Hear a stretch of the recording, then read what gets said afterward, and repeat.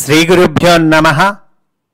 ధర్మకాయుడు ఇది శ్రీకృష్ణ కథా విశేషములను, శ్రీకృష్ణ తత్వమును, అందులోని ధర్మ మర్మములను ఎంతో అందంగా అద్భుతంగా మనకు అందించేటువంటి పరమపావనమైన గ్రంథము.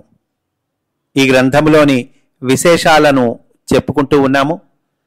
భారతీయ సంస్కృతి, సనాతన ధర్మము ఎంతో గొప్పవండి. అయితే ఈ సంస్కృతిని, ధర్మమును, మన సంస్కృతిని, మన ధర్మమును మన నుండి చెదరగొట్టుటకు అనేక ప్రయత్నములు, కుట్రలు జరిగినవి. విదేశీయులు వీటిల్ని అమలుపరచటానికి ప్రయత్నం చేశారు. మహాభారత కాలమున ఇటువంటి కుట్రలలో భాగంగా ఒకానొక సమావేశము, మీటింగ్ జరిగిందండి. ఆ మీటింగ్ విశేషాలను ఈరోజు చెప్పుకోబోతూ ఉన్నాము. వాయువ్య సరిహద్దులలోని గాంధార రాజ్యమున సుబలుని రహస్య మందిరమున సూర్యోదయానంతరము 4 గడియల కాలమునకు ఒక సమావేశము సాగుచుండెను. అంటే సూర్యోదయానంతరము 4 గంటల కాలమటండి. అంటే సుమారు 10 రాత్రి 10 గాంధార రాజుకు సుబలుడు అంటే శకుని గారికి తండ్రి గారండి, ఎత్తైన ఆసనమును అలంకరించి ఉండగా అతనికి అభిముఖముగా ఉన్న ఆసనములపై యువరాజగు శకుని, రక్తశర్మ బిరుదాంకితుడగు బృహస్పతి, లోకాయతుడు, 2 యవన విద్యా గురువులను ఆసీనులై ఉండిరి. యవన విద్యాలయమగు సుబల విద్యాపీఠము యొక్క అభివృద్ధికి సంబంధించిన ప్రణాళికలను వారు చర్చించుచుండిరి. యవన విద్యాపీఠము, సుబల విద్యాపీఠం అంటే అదిగో ఆ పాశ్చాత్య సంప్రదాయం, వెస్టర్నైజ్కి సంబంధించినటువంటి ఆ విపరీతమైన లక్షణాలు అవన్నీ నేర్పియటం అండి. తద్వారా భారత ధర్మాన్ని, భారత సంస్కృతి సంప్రదాయాలను లేకుండా చెయ్యాలని. అప్పుడు ఆ ప్రణాళికలో మొట్టమొదటగా సుబలుడు మాట్లాడుతూ ఉన్నాడు ఆ మీటింగ్లో. చార్వాకుల విద్యా ప్రణాళిక ఈ రక్తశర్మపాదుల ద్వారమున యావత్ బ్రహ్మావర్తము చక్కగా వ్యాపించి అభివృద్ధి చెందుచున్నదని మేము ఆశించుచున్నాము. యావత్ బ్రహ్మావర్తము అంటే మన భారతదేశం మొత్తము. అప్పటికింకా ఈ చిన్న చిన్నవి ఇవి కూడా విడిపోలేదు కదండి, ఇది మొత్తం కలిపి భారతదేశం అనేవాళ్ళు. కనుక అభివృద్ధి చెందుతుంది అని మేము ఆశిస్తూ ఉన్నాము. పూర్వము మనము అనుకొనిన విధముగా హస్తిన కూడా ఈ విద్యలకు కేంద్రమగుట సాధ్యమయ్యనా? అప్పుడు రక్తశర్మ అంటూ ఉన్నారు, హస్తినయందు మన ప్రణాళిక బలపడుట అంత తేలికగా జరగలేదు. ఇందుకు మన యువరాజు చాలా శ్రమ పడవలసి వచ్చినది. అంటే అప్పుడు లోకాయతుడు అంటున్నాడు, అంతటి అవరోధములు కలిగించు కారణము ఆ హస్తినలో ఏమి ఉన్నది అంటే అప్పుడు శకుని అంటున్నాడు, భీష్మ విదురాదులు, వారిని అనుసరించి యుధిష్ఠిరుడు, అతని తమ్ములు ఈ అవరోధములకు ముఖ్య కారకులు.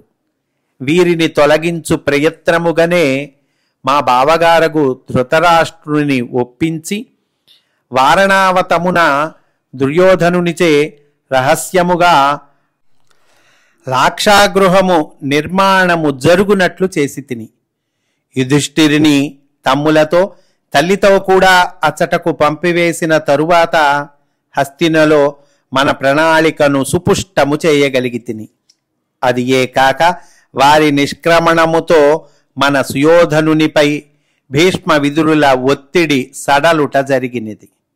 అప్పటి నుండి యవన మత వ్యాప్తి, యవన శాస్త్రముల వర్గీకరణము, యవన మంత్ర వైద్య శాస్త్రములను ప్రవేశపెట్టుట అను ప్రణాళికను పురస్కరించుకొని యవన విద్యా గురువులు స్వేచ్ఛగా హస్తినయందు తమ కార్యకలాపములను కొనసాగించుచున్నారు. ఈ విషయమున లోకాయతులు మనకు చాలా సహాయపడుచున్నారు. అంటే అప్పుడు సుబలుడు అంటున్నాడు, లోకాయతులు సహాయపడుచున్నారును అంశము ఇంతవరకు మా గమనికకు రాలేదే. అంటే అప్పుడు లోకాయతుడు అంటున్నాడండి, లోక కళ్యాణార్థము నిశ్శబ్దముగా పనిచేయుటయే మా మార్గము. మహానుభావులకు ఈ యవన గురువుల సంకల్పము వలననే నేను ఈ మార్గమును చేరగలిగితిని అంటే అప్పుడు సుబలుడు అంటున్నాడు, చాలా సంతోషము. తమరు దుస్సాధ్యమగు తంత్ర విద్యలలో సిద్ధులని, యవన గురువులకు చార్వాకులకు కూడా అతి సన్నిహితులని వినియున్నాము. మా యువరాజు ప్రయత్నమున మీరు ఎట్లు సహకరించిరో వినవలనని కుతూహలముగా ఉన్నది అంటే అప్పుడు లోకాయతుడు అంటున్నాడు, మా యువరాజు అంటే ఇక్కడ శకుని గారండి.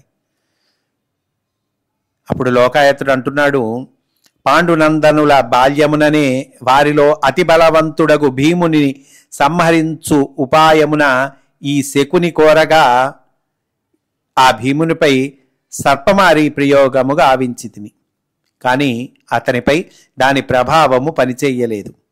అంతటా కుమారులందరూ భోజనము చేయుచుండగా భీముడు భుజించుచున్న అన్నము మాత్రము విషభరితమగునట్లు నేనొక తాంత్రిక ప్రయోగము చేసి తిని.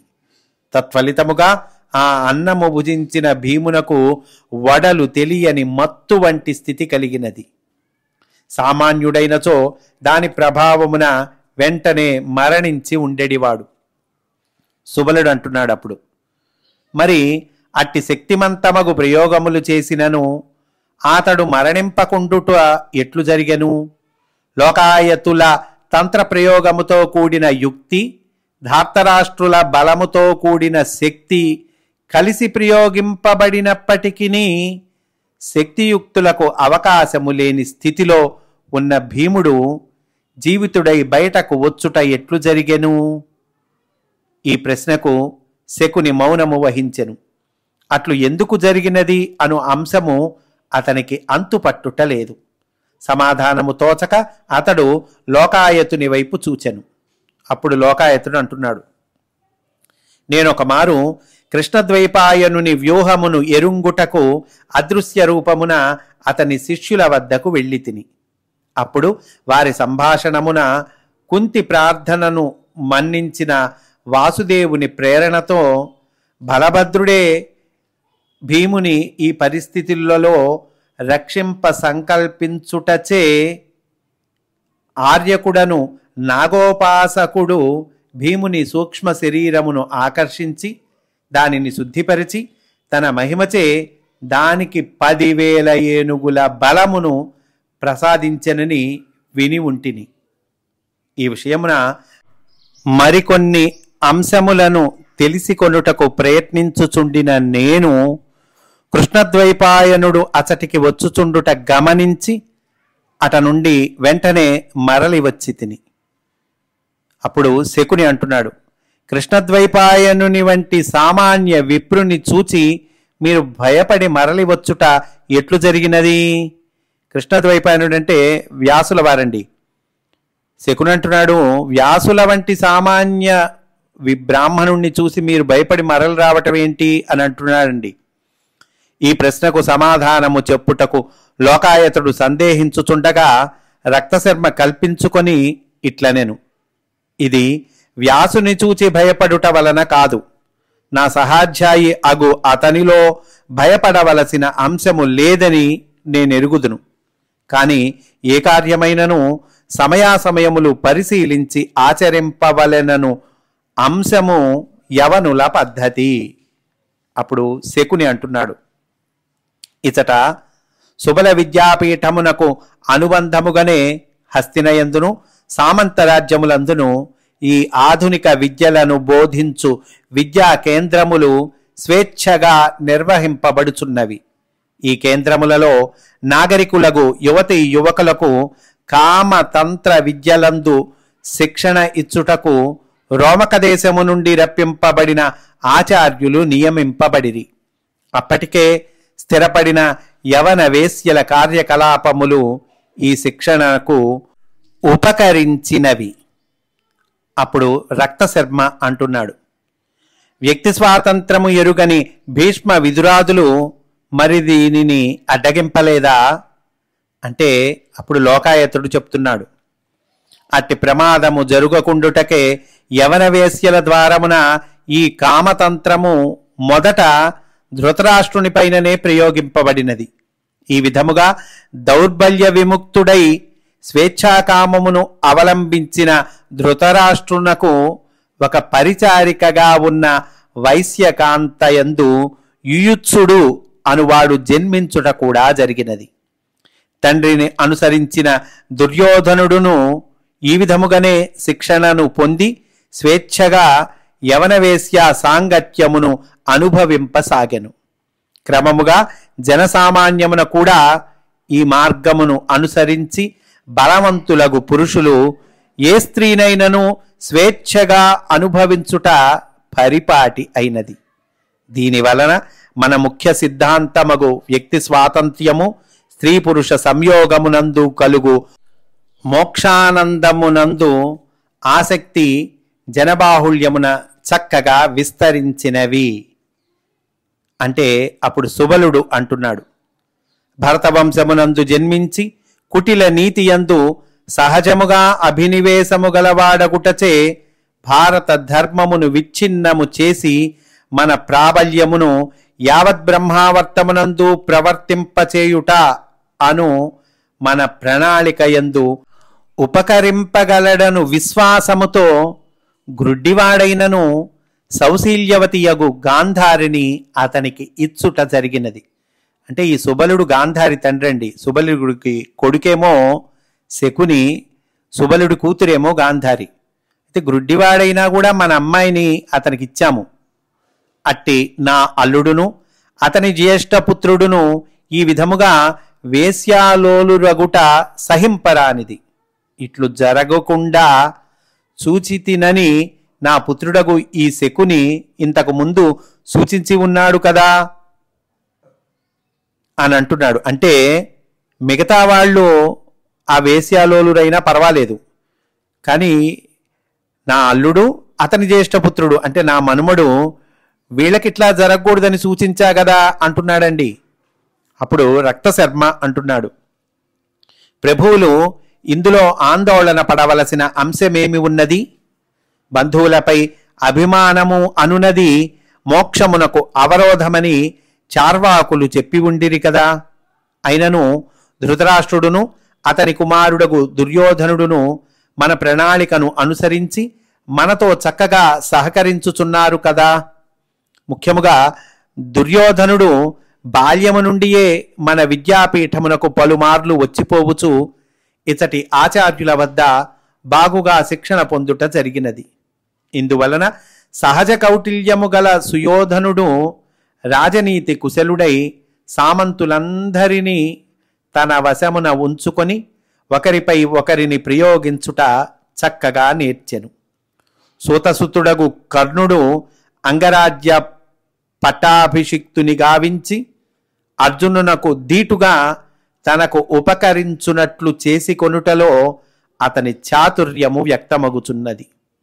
భీష్మాదుల బలవంతమున యువరాజై ప్రజారంజకుడై తనకు అడ్డు నిలిచిన యుధిష్ఠిరుని చాతుర్యముతో వారణావతమున నిర్మించిన లక్క ఇంటి యందు ప్రవేశింపచేసి దానిని దగ్ధమగునట్లు యోచించెను.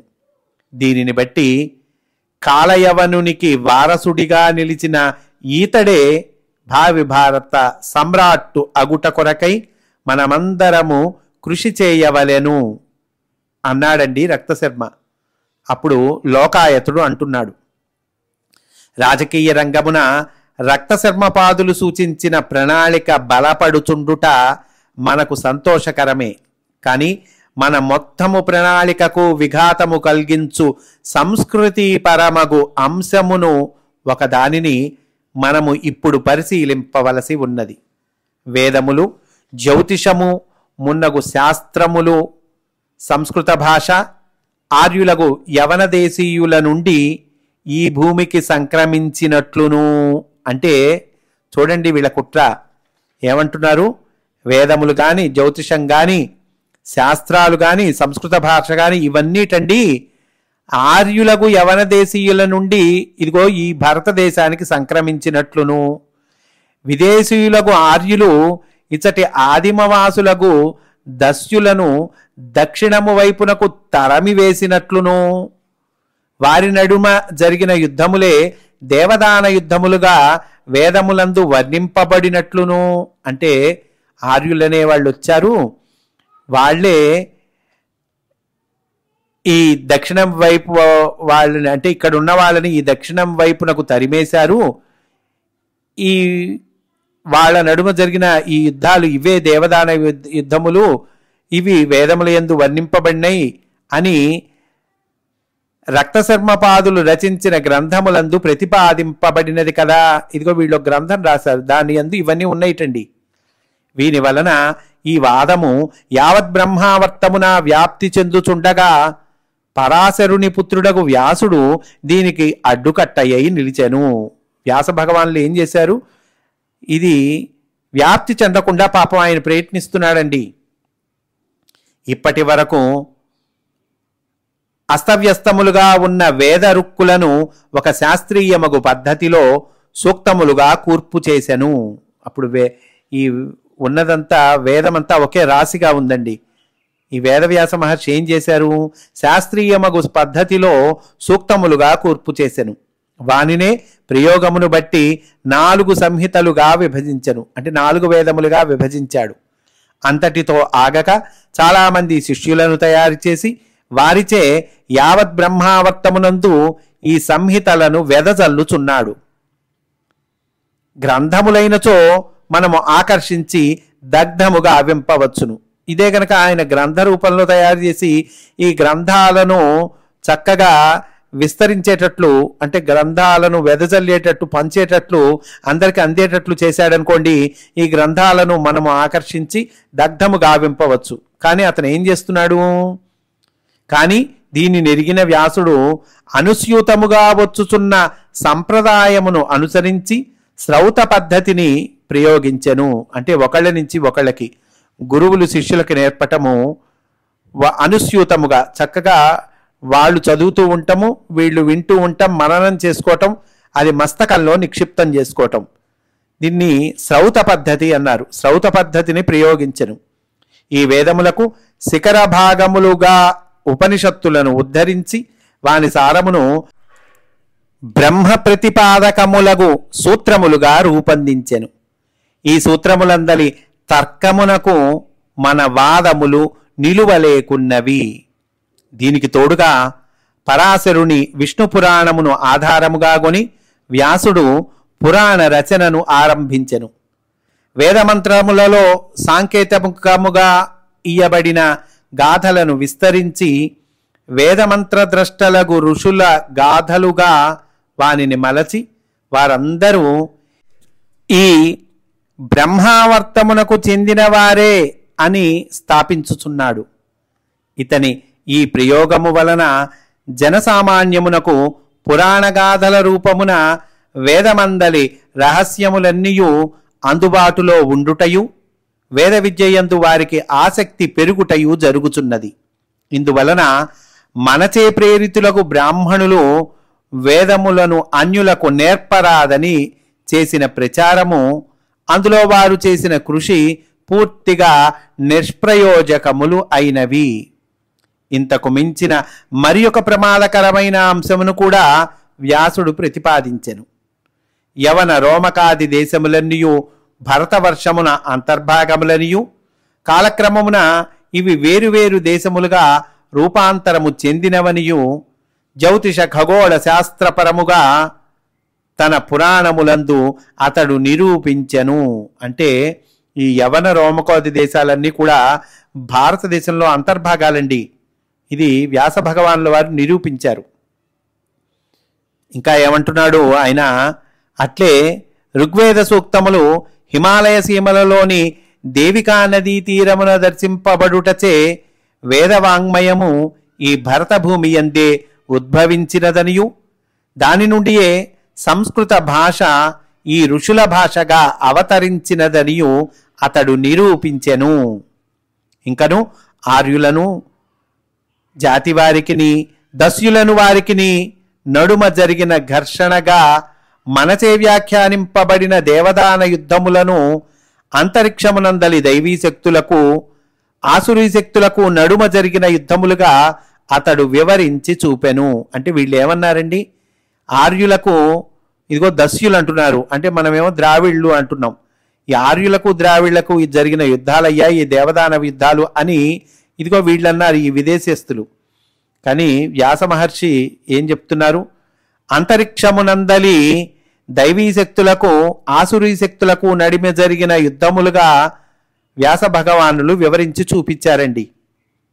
దీని అంతటి వలన యవనులచే ప్రవేశపెట్టబడిన నవీన సిద్ధాంతము పూర్తిగా సమసిపోవునట్టి పరిస్థితి ఏర్పడినది. అంటే అదిగో వ్యాస భగవానులు వ్యాసుల వారు ఇట్లా చేస్తున్నారు, అందువలన మనచే పడిన ఈ నవీన సిద్ధాంతము పూర్తిగా పోయేటట్టున్నది అని అంటున్నారండి. అప్పుడు రక్తశర్మ చెప్తున్నాడు, నా సహాధ్యాయిగా ఉన్నప్పుడు అతి సామాన్యుడిగా కనిపించిన ఈ కృష్ణద్వైపాయనుడు ఇంతటి శక్తివంతుడు ఎట్లయ్యనో తెలియకున్నది. అంటే అప్పుడు సుబలుడు చెప్తున్నాడు, ఈ వ్యాసుని చేతనే మన వ్యూహములు ఇట్లు పరాజితములగుచున్నచో అతనిచే అవతార పురుషునిగా ప్రతిపాదింపబడిన కృష్ణుని శక్తిని మనము ఎట్లు ఎదుర్కొనగలము? అంటే వ్యాస భగవానుడి వలనే మనకిట్లా ఓటమి ఎదురైతే ఇంకా అతనే అవతార పురుషుడు అని కృష్ణుడిని అంటున్నాడు కదా, మరి ఆ కృష్ణుణ్ణి మనం ఎట్లా ఎదుర్కోగలము అంటున్నాడండి సుబలుడు. అప్పుడు రక్తశర్మ చెప్తున్నాడు, వ్యాసుని చేత అతని శిష్యుల ద్వారమున ఆయత్తము చేయబడుచున్న పురాణ ప్రతులను మాయోపాయములతో ఆకర్షించి దగ్ధము చేయుట మొదటి కర్తవ్యము. మనమిచ్చు సువర్ణములకు ఆకర్షితులైన బ్రాహ్మణులచే జనసామాన్యమున ఈ పురాణములలోని అంశములు ఒకదానికొకటి పొంతనలేనివనియు పరస్పర విరుద్ధములనియు అవి బహుదేవతారాధనమును ప్రతిపాదించుటచే మార్గదర్శకములు కావనియు ప్రచారము చేయించుట తరువాతి కర్తవ్యము. దీనికి తోడుగా వీరిలోని కొందరు పండితులచే అసంగతములగు కొన్ని విషయములు వ్రాయించి వ్యాసుని పురాణములలోనికి ప్రక్షిప్తములుగా జొప్పించవలెను. వ్యాస భగవానుడు పురాణాలున్నాయే, అందులో మనము డబ్బులిచ్చి పండితుల చేత కొంతమంది చేత కొన్ని విషయాలు రాయించి ఇందులో జొప్పిద్దాము అంటున్నారండి. వాటిని ప్రక్షిప్తములు అంటారు. మన కామతంత్రమునకు సంబంధించిన అంశములను అందలి దేవతల కథలలోనికి ప్రక్షిప్తములుగా జొరబెట్టినచో వ్యాసుడు తలపెట్టిన ప్రణాళిక పూర్తిగా దెబ్బతినును. అసలు ఈ వ్యాసుడే పరాశరుడు సత్యవతిని కామించుట వలన పుట్టినవాడని ప్రచారము చేసినచో ఇంకను మంచిది. చూడండి ఎన్ని విషయాలు వీళ్ళు ఇట్లా కుట్రలు పన్నుతున్నారు, ఇలా ప్రచారం చేశారు. ఇప్పటికీ వాళ్ళు అప్పుడు జొరబెట్టిన విషయాలు కొన్ని ప్రచారంలో ఉన్నాయండి. జాగ్రత్తగా సద్గురువులను ఆశ్రయించి మనము ఏది ఇట్లా ప్రక్షిప్తము చేయబడింది, ఏది అసలైన విషయము మనము తెలుసుకోవాలి. అప్పుడు లోకాయతుడు అంటున్నాడు, ఇది ఒక్కటి ఏ చాలదు. ఈ ఖండమునందలి క్షత్రియులను అందరినీ మన దుర్యోధనుని అధీనమున ఉండునట్లు చేసి వారిని వేదధర్మమునకు వేదవ్యాసాది ఋషులకు విరోధులుగా ఉండునట్లు చేయవలెను. ఇది సఫలీకృతము కావలనన్నచో యుధిష్ఠిరుడును అతని తమ్ములును తిరిగి హస్తినయందు స్థానము పొందకుండా చూడవలెను. యుధిష్ఠిరుడు తిరిగి తన స్థానమును పొందినచో హస్తినలో గల మన విద్యాలయములు మూసివేయబడుటయే కాక బ్రాహ్మణ క్షత్రియుల మధ్యనున్న సత్సంబంధము బలపడుటయు దానివలన మన ప్రణాళిక దెబ్బతినుటయు జరుగును. అదియేగాక ధృతరాష్ట్రుని పైనను మరియు దుర్యోధనుని పైనను మనకు గల ప్రభావము పసికట్టబడి బహిర్గతమగును. అప్పుడు సుబలుడు అంటున్నాడు, ఇంతకు పూర్వము నుండి మనము దుర్యోధనుని ద్వారమున పాండవుల నిర్మూలనముకై చేసిన ప్రయత్నములన్నీ నిష్ప్రయోజనములగుటకు బలీయమగు కారణము ఏమియో ఊహింపలేకున్నాము. దుర్యోధనుడు చేసిన ప్రతి ప్రయత్నమునకు వారు నశించుటకు బదులుగా ఇంకను బలవంతులగుచున్నారు కదా. వారణావతమున దగ్ధులైరని అందరిచే ఊహింపబడి అజ్ఞాతముగా దేశముల బట్టిపోయిన వారు హిడింబుడు, బకాసురుడు మొదలగు మహాబలవంతులను నిర్జించుటయే కాక దుష్కరమగు మత్స్యయంత్రమును భేదించి మహాబలవంతుడగు ద్రుపదునితో వియ్యమందిరి కూడా. దీనివలన మన దుర్యోధనుని భవితవ్యము ఎట్లుండునో అని నాకు సందేహము కలుగుచున్నది. సుబలుడు ఇట్లు పలుకుచున్నంతలో ప్రతిహారి లోనికి ప్రవేశించి ధృతరాష్ట్రనందనుడగు దుర్యోధనుని రాకను సూచించెను. సుబలుని ఆజ్ఞపై దుర్యోధనుడు లోనికి ప్రవేశపెట్టబడెను. ఏనుగు వంటి గమనముతో, నల్లని దేహవర్ణముతో, ఎర్రని కనులతో సర్వాలంకారభూషితుడై లోనికి ప్రవేశించిన కురుకుమారుడు ముందు సుబలునకు, తర్వాత శకునికి, అటుపైన రక్తసర్పకు, లోకాయతునకు నమస్కరించెను. శకుని అతనిని తన ప్రక్కన కూర్చుండబెట్టి ఇట్లనెను: మా మేనల్లుడు సముచిత సమయముననే ఏతెంచెను. ఇప్పుడు ఈతని ద్వారమున జరిపించుటకు నేను తలపెట్టిన యుక్తిని మీకు వివరించెదను. ఇతను ఏదో యుక్తి తలపెట్టండి, దాన్ని వివరిస్తున్నాడు. ఎవరండి? శకుని. పాండవులు జీవించి ఉన్నారని బలరామకృష్ణులకు, శిశుపాలునకు ఇంకనూ తెలియలేదు. ఈ అవకాశమును ఇప్పుడు సద్వినియోగపరచుకొనవలెను. పాండవులింకను పాంచాలుని ఇంటనే ఉన్నట్లు గూఢచారి వర్గము వలన మనకు తెలిసినది.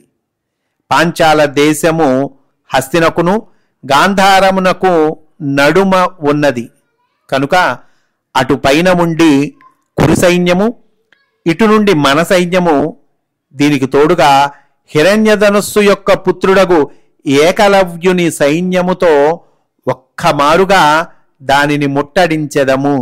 ఇది ద్రుపదునిపై చేయు యుద్ధము గనుక గురువగు ద్రోణాచార్యుడు తప్పక పాల్గొనును. కనుక భీష్ముడు లేకపోయినను కర్ణుడు, అశ్వత్థామ మున్నగు మహావీరులతో కూడిన ఈ మహాసైన్యమును ఎదుర్కొనలేక ద్రుపదుడును పాండుకుమారులను వధింపబడుదురు. ఇందులకు గాను తన తండ్రిని ఒప్పించు కార్యమును దుర్యోధనుడు నిర్వహించునుగాక అన్నాడండి.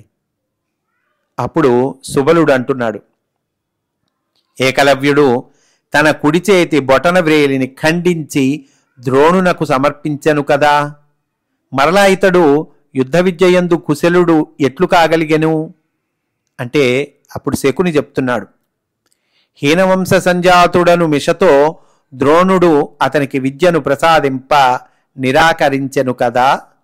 అయినను ఇతని తండ్రికి యవన గురువులతో గల మైత్రి వలన కొన్ని యవన తంత్రములందు అప్పటికే శిక్షణ పొందిన ఈ ఏకలవ్యుడు తన తాంత్రిక శక్తితో ద్రోణుని సూక్ష్మ శరీరమును ఆకర్షించి విలువిద్యను సంపూర్ణముగా నేర్చుకొనెను. ఈ తంత్ర విద్యల సాయము వలననే ఎడమ చేతి బొటన వ్రేలిని ఉపయోగించి తన రణ విద్యా కౌశలమును అతడు నిలుపుకొనెను. ఇప్పుడు మనము యుద్ధమునకై సర్వసన్నుద్ధులము అగుదుముగాక అంటే అప్పుడు దుర్యోధనుడు అంటున్నాడు: ద్రౌపదునిపై అకారణముగా యుద్ధమును ప్రకటించుటకు మా తండ్రి అంగీకరింపకపోవచ్చును. ఒకవేళ నన్ను సంతోషపెట్టుటకు ఆయన సమ్మతించదలచినను భీష్మ విదురులు ఆయనను సమ్మతింపనీయరు. కావున యుక్తిగా మనము ఈ కార్యము సాధింపవలెను. ఇందులకు మామయ్యగు శకునిని నాకు తోడుగా పంపవలసినదిగా తాతగారిని వేడుచున్నాను అన్నాడండి. అప్పుడు సుబలుడు అంటున్నాడు: సంతోషముగా కొనిపొమ్ము, నీ విజయమే మా అందరికిని ప్రీతికరము అని అన్నాడండి సుబలుడు. అంతటితో ఈ అధ్యాయము పూర్తి అయింది. మనము కూడా ఈరోజు ఇక్కడతో పూర్తి చేసుకుందాము. రేపటి రోజున మనము 16వ అధ్యాయములోనికి ప్రవేశిస్తాము అని సవినయంగా మనవి చేసుకుంటూ స్వస్తి. వాసుదేవా.